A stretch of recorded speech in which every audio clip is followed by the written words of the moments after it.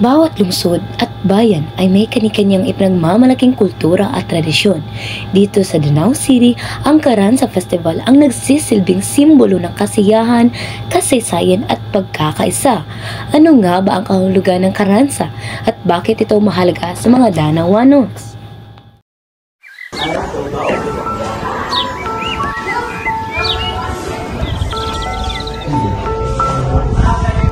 Guys, tingnan nyo. Ang galing-galing nilang sumaya. Oo nga. Nasaan na ba sila, Maxi? Hindi ko lang. Chat mo nga. Sige.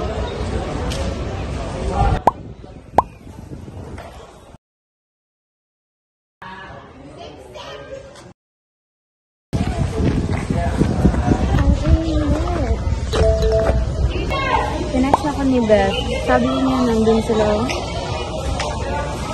Sabi ka lang. Ang mahal na naman gusto mo. Ay, nandun sila Hi guys! Nagawa niyo. Guys, tingnan nyo. Carranza Festival. Wow, ang saya ng Carranza Festival, ang daming sumasaya at ang saya ng vibe. Ano ba ang ibig sabihin ng Carranza? Galing niya sa Cebuano words Carranza. Ibig sabihin, kasiyahan. Kaya ito lang sa salamat at pagiging masipag ng mga Tagalaw. Kaya pala ang energetic. May specific bang galaw? Oo, may apat. Kiay, karat, turog, at karuhay. Lahat na magkita ng saya at sigla. At siyempre, hindi mawawala ang masasarap na pagkain. Ang daming lechon at sipon. Ang ganda ng festival na to, may sayaw, may kasaysayan, at ang saya talaga. Next year, sayaw na rin ako. Tingnan nyo. Sige, tuturuan kita. Sige, go! Ang Danau City ay nagdiriwan ang kagalakan at kaligayahan sa pamagitan ng Carranza Festival. Ipanidiriwan ang Danawanon ang nakamit ng trabaho sa pamagitan ng sayaw bilang paraan sa kanilang patron na Senior Santo Tomas de Villanueva. Ang festival ay napakita ng mga sayaw, kasuotan, pagkain at kultura ng mga Dawanans. Ang Carranza ay nagbibigay karangalan sa kanilang patron at nagbibigay kasiyahan at pag-asa sa mga tao. Ang Carranza ay isang tradisyonal na selebrasyon sa Danau na natatap sa sayaw, musika at pagdiriwang bilang pagsasalamat sa mga biyayang natanamo ng komunidad.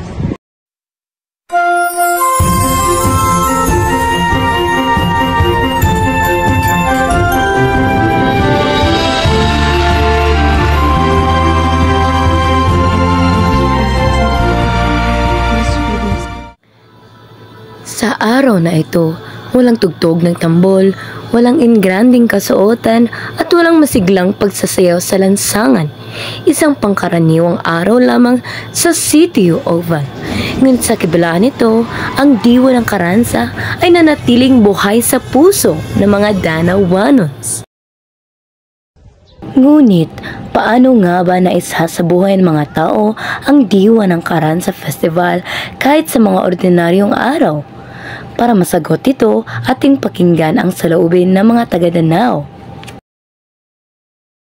Ano ang unang pumasok sa isip mo kapag narinig mo ang salitang Carranza sa pagsaulog sa kapistahan sa Senior Santo Tomas de Villanueva? Ano ang natutunan mo tungkol sa ating kasaysayan o tradisyon dahil sa Carranza? Ang natutunan ko dahil sa Carranza, ito ay nag-iinganyo ng mga kabataan na sumayaw para ialay sa ating santo na si Santo Tomas de Villanueva. Ang Carranza Festival ay hindi lamang isang masayang pagdiriwang, kundi isa ring makabuluhang bahagi ng pagkakakilanlan ng mga taga-Danau. Sa bahagi nito, makikilala natin ang ilang dating lumahok sa festival upang marinig ang kanilang karanasan at pananaw. Si Diana ay isang mga naswerteng nangalahok sa Carranza Festival noong siya ay nasa ikasampung paitang pa lamang. Ayon sa kanya, isa itong hindi malilimutang Carranza na magbibigay sa kanya ng kasiyahan, pati na rin ng pagkakataong makilala ang iba't ibang tao na naging mga kaibigan niya. Magandang araw din sa iyo, Ginoong Luke. Ang aking karanasan sa Carranza is noong taong 2017 pa lamang, yun yung unang beses na sumali ako sa Carranza. Ako ay nasa ika-4 na baitang pa lamang nang sumali ako ng Carranza dahil gusto kong sumayaw at maipakita kung gaano kalag ang ating kultura dito sa Danao at para na rin sa tinatawag na alad para kang sa ating patron na Senior Santo Tomas de Villanueva. Noong ika-10 baitang ako doon, nakasali ako ulit ng Carranza dahil wala nang pandemic doon at ibinalik na yung Carranza dito sa Oval mismo. Yung taon na yun ay mga ito'y pinakakapoy kay sobra kainit din. Like, akong immune system kay low na bitaw, tas always na akong makulap sa like that, tas to at the end of the day, successful rin ako naman sa'yo. Sa likod ng bawat matagumpay ng pagtatanghal ng Carranza Festival, may choreographer na gumagabay sa mga kalahok. Siya ang humuhubog sa talento ng mga estudyante at nagsisigurong buhaya ang kwento sa bawat galaw. Maraming salamat po sa inyong pagdabahagi. Napakaganda pong marinig ang inyong naglupag-lakbay bilang choreographer.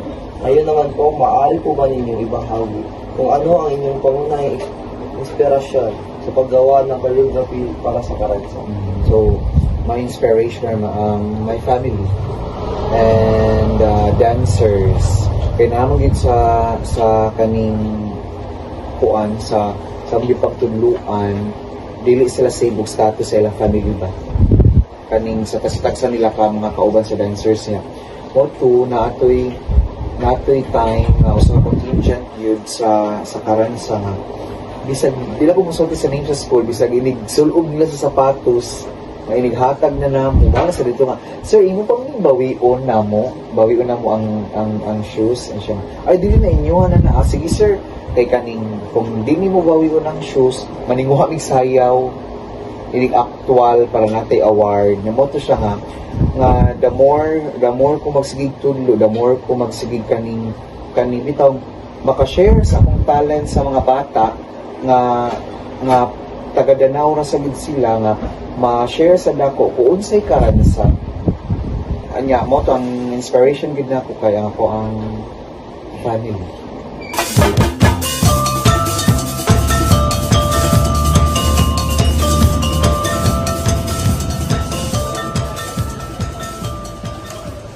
Nagagalak po namin makapanayam kayo ngayon. Napakalaga po ng papel ng mga guro sa paghubog ng talento at disiplina ng mga estudyanteng lumalahok sa Carranza Festival. Bago po tayo magsimula, nais po namin ipahayag ang aming taos-pusong pasasalamat sa iyong dedikasyon at serbisyo sa edukasyon. Maaari po ba tayong magsimula sa ilang katanungan tungkol sa iyong karanasan? Yeah, sure. Maraming salamat po.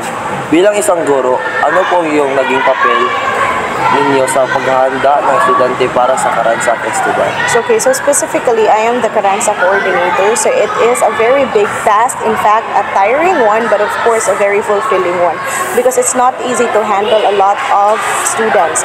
Actually, we have 64 official dancers. This is for the Carranza Festival 2024. So we have 64 official dancers with 32 special characters, 200 propsmen, that's a maximum, and 65 band members. It's a total of 361 participants, excluding yet the faculty. So you see, we have 361 participants, again, excluding the faculty. So can you imagine how big that responsibility is? So in preparation, of course, as the Carranza coordinator, I have to go through, or I have to make different committees committees that will help in the accomplishment of different tasks. So I have the practice I actually prepared, or we actually had the practice committee. They are the ones responsible to conduct the practices, or the teachers who will guide the students during the practice.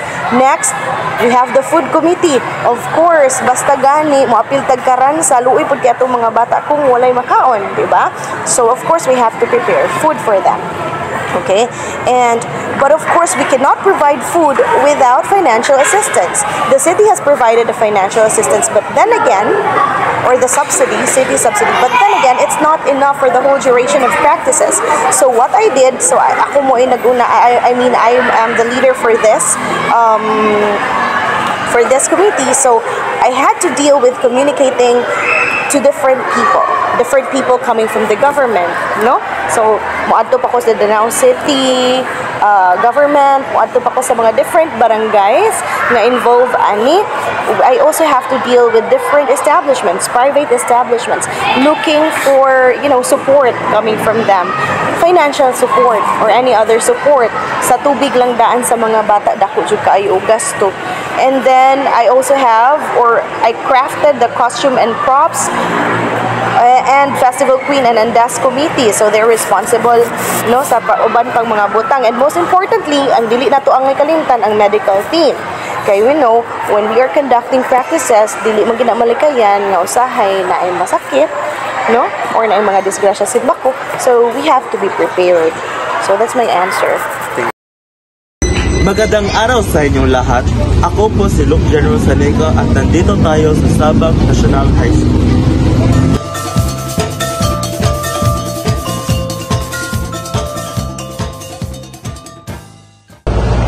Napakahalaga po ng inyong papel sa pagsasakatuparan ng isang matagumpay na Karanza Festival. Bilang pangwakas, ano ang inyong mensahe sa lahat ng patuloy na sumusuporta at tumulaw sa Karanza Festival? What I can say is really to say thank you.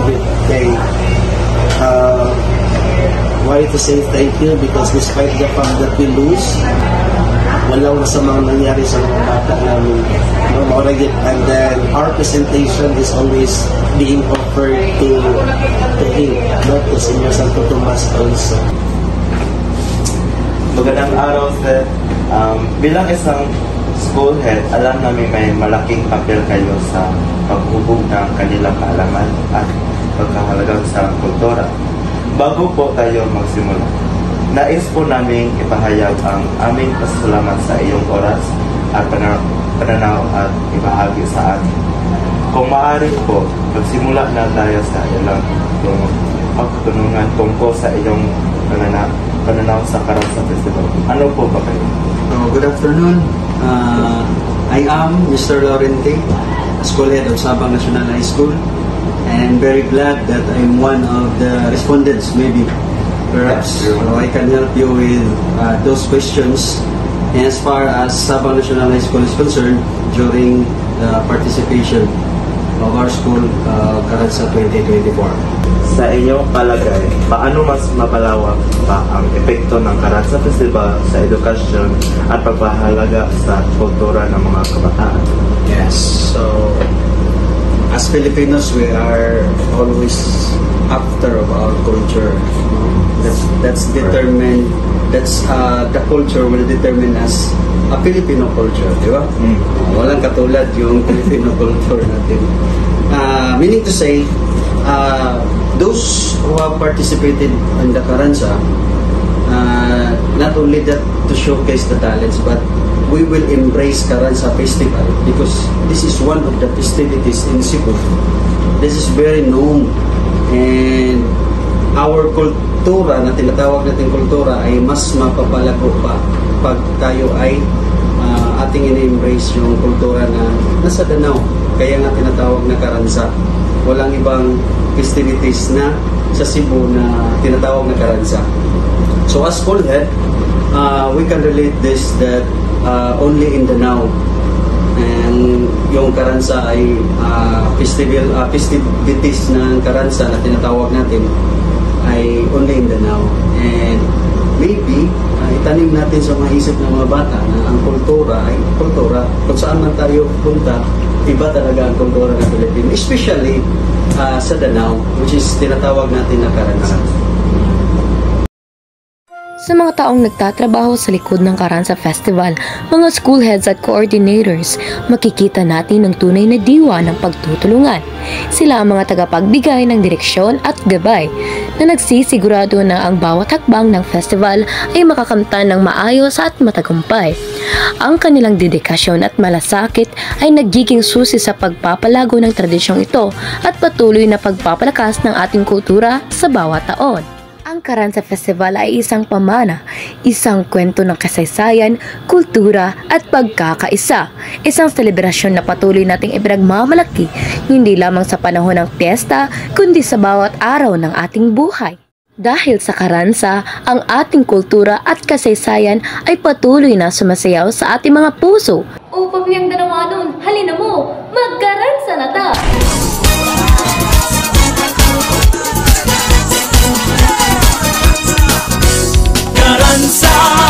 Karansa sa Danau.